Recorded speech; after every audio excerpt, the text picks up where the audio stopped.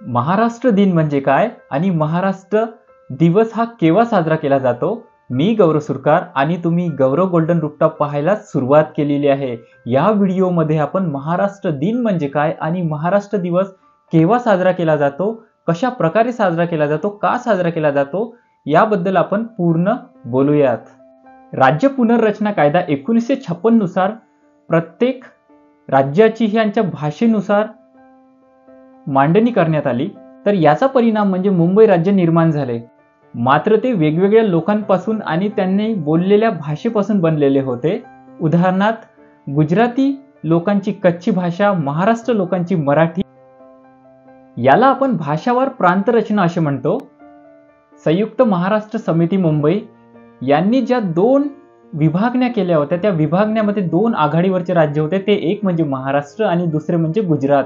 प्रत्येक जण आपला एक छोटा दावा, प्रत्येक जण आपला अधिकार मुंबईवर गाजवण्याचा प्रयत्न करत होते और मुंबई आपल्याकडे ओढण्याचा एक त्यांचा वेगळा डाव होता. 25 एप्रिल 1960 रोजी संसदेने एक कायदा पारित केला. त्यानुसार गुजरात व महाराष्ट्र असे दोन राज्य स्थापित झाले आणि हा कायदा 1 मे 1960 रोजी पारित झाला. हा सर्व संयुक्त महाराष्ट्र चळवळीचा परिणाम होता. तर मुंबईच्या फ्लोरो फाउंटन या परिसरात तणावाचे खूप वातावरण निर्माण झाले, कारण संयुक्त मुंबईचा लढा इथे सुरूच होता. याचे कारण हेच होते की राज्य पुनर्रचना कायद्यानुसार या समितीने मुंबई महाराष्ट्रात देण्यास स्पष्टपणे नकार दिलेला होता. यामुळे सर्वत्र माणसं चिडलेली होती. महाराष्ट्र माणूस हा चिडलेला होता. सगळीकडे आंदोलन हे सुरू होते. प्रत्येक जण आपापल्या परीने एक चांगला आंदोलन उभा करण्याचा सगळ्यांचा असा तिथे प्रयत्न चाललेला होता.